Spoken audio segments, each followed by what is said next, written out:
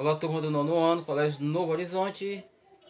Nossa aula hoje estaremos tratando sobre a Revolução Científica, né?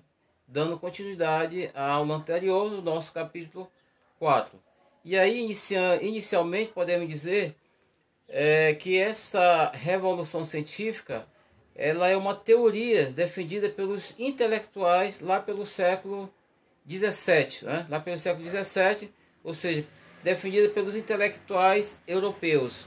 Esses intelectuais, preste bem atenção aí, esses intelectuais, eles acreditavam que a razão era o único caminho para se alcançar o verdadeiro conhecimento científico. Então, para se encontrar a razão, segundo esses nossos intelectuais europeus, o único caminho para encontrarmos a razão é especificamente somente pelo conhecimento científico. Lembrando que o fundamento de todo o saber sobre os homens e a natureza estava pautado na razão humana e não nas concepções divinas. Essas concepções divinas, nós estamos tratando aqui sobre a questão dessa importância da valorização às coisas sagradas, a importância da valorização à determinação de Deus sobre a vida do homem.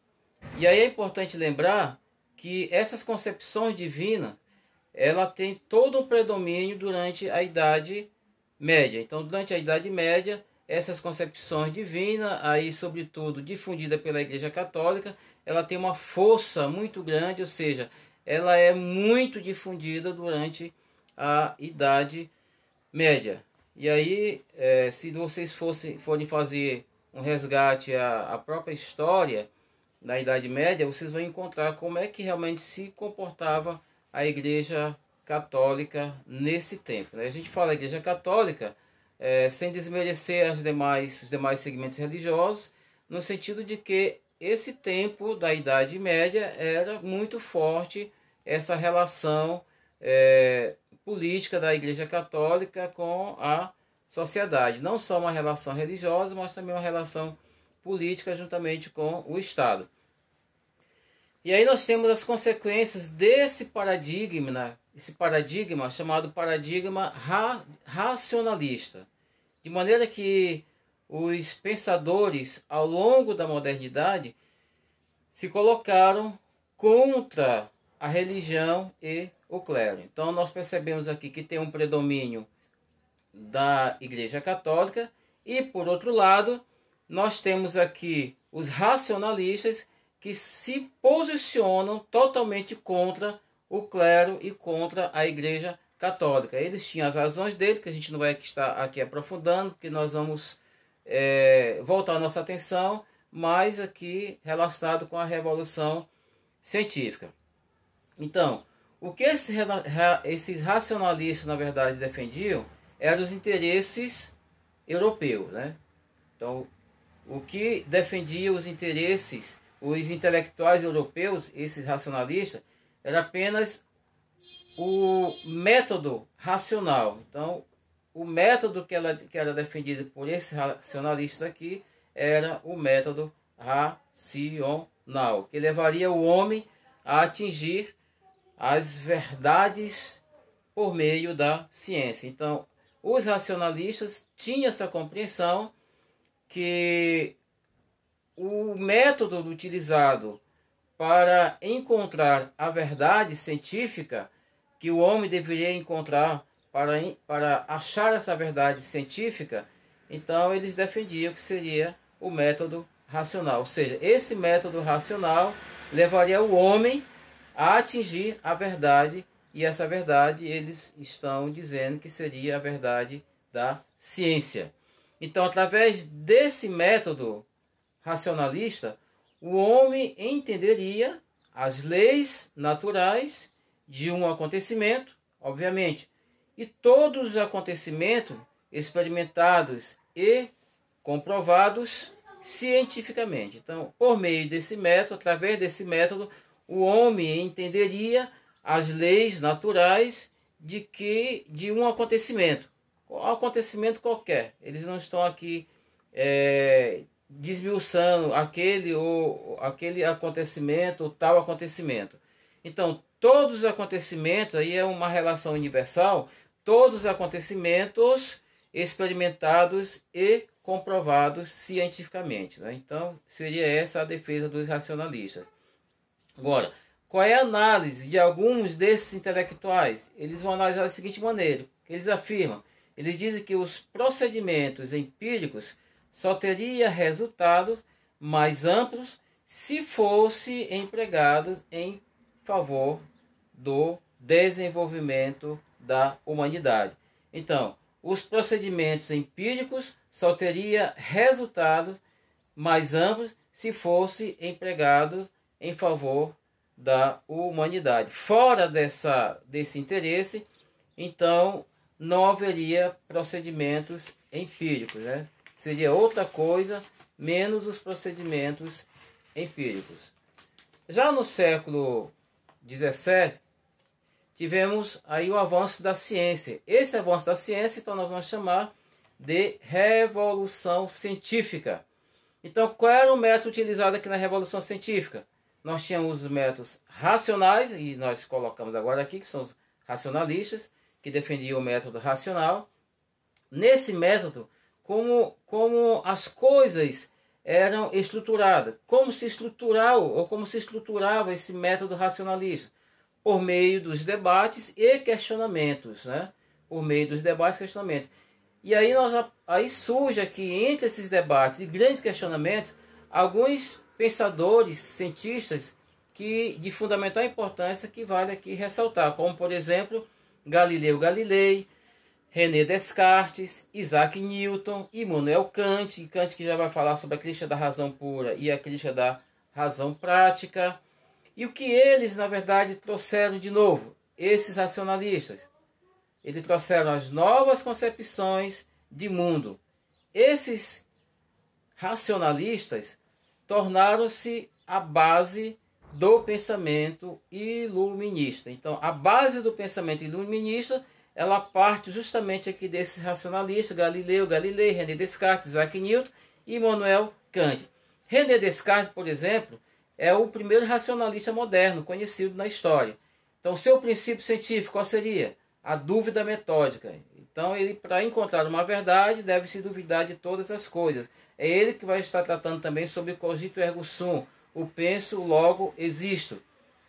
Deve-se duvidar de todas as coisas, segundo ele, para atingir a verdade. Então, para nós alcançarmos a verdade, só há uma maneira: duvidando. Acreditar somente naquilo que a razão pode entender. Aquilo que está fora da razão, segundo Descartes, ela não há nenhuma uma verdade que se possa comprovar. Então, acreditar somente naquilo que a razão pode entender. Aquilo que está fora da razão, então não há verdade. Somente a razão humana não pode ser colocada em dúvida. Ou seja, devemos duvidar de todas as coisas, só não podemos duvidar que nesse momento eu e você estejamos duvidando de algo. Ou seja, não podemos sim duvidar da própria dúvida. Não podemos duvidar da própria dúvida. Já o Isaac Newton, ele já vai analisar aqui os movimentos da Terra e do universo. Qual é a conclusão dele nessa questão da análise dos movimentos da Terra? Ele dizia o seguinte, que nesse movimento funciona aqui mecanicamente por meio de suas próprias leis, que ele vai chamar então de leis naturais, né? De leis naturais. Já Immanuel Kant, ele faz aqui a síntese entre o racionalismo puro e o empirismo. Ele faz uma leitura do que é o racionalismo, do que é o empirismo, e aí ele sintetiza esses dois aspectos para ficar melhor a compreensão. Então, o que nós conhecemos a partir desse ponto? Conhecemos apenas o que se manifesta para nós. E o que é então que se manifesta para nós? Os acontecimentos, as coisas que nos acontecem no dia a dia.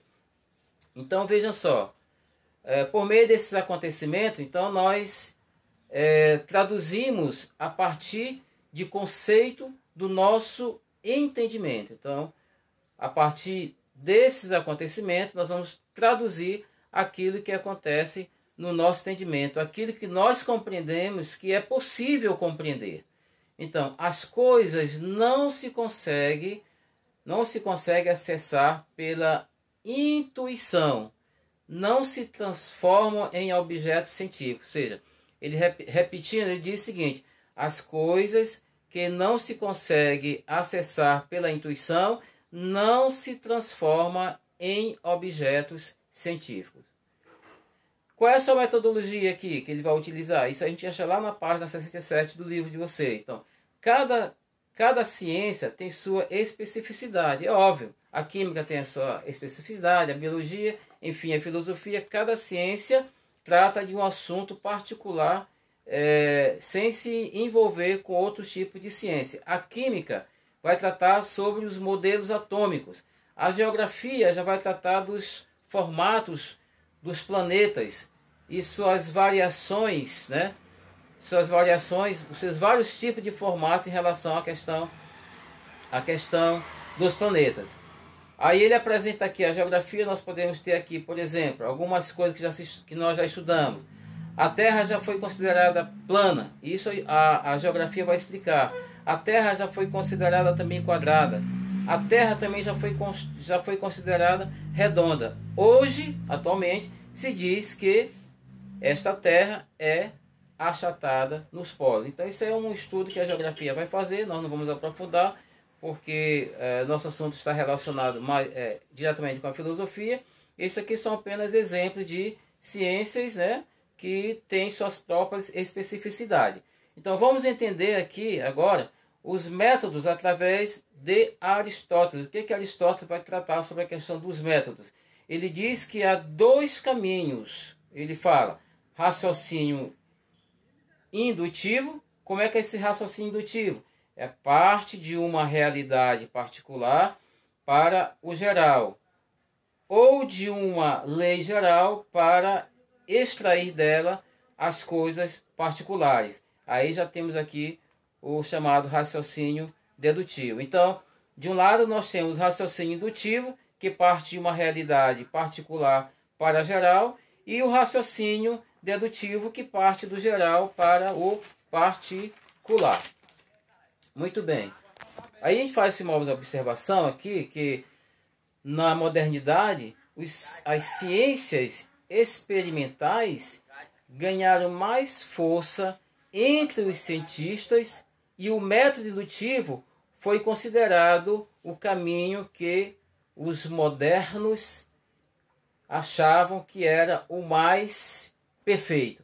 Então o método indutivo foi considerado o caminho que as modernas ciências deveriam trilhar. Então o método indutivo na Idade Moderna era considerado um dos mais importantes, porque a ciência poderia trilhar com mais facilidade, poderia se envolver com mais facilidade nas suas pesquisas científicas.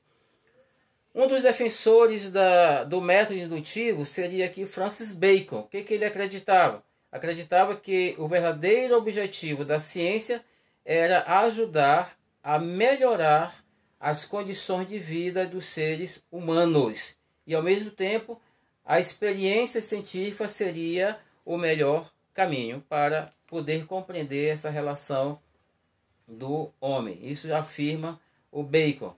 Então, já a dedução tem um papel fundamental nas ciências mais teóricas, como no caso aqui a matemática e a lógica. A indução é fundamental para o desenvolvimento de pesquisas e está voltada para as descobertas científicas. Então, isso aqui é um pequeno resumo do nosso capítulo 4. Espero que vocês tenham compreendido. Lá na plataforma vocês devem encontrar um resumo de todo esse conteúdo aqui, mais especificamente, para que haja essa compreensão. Então dê uma olhada na plataforma, alunos, e leiam também o capítulo 4. A partir da leitura vai ficar melhor para compreender o que nós estamos aqui apresentando.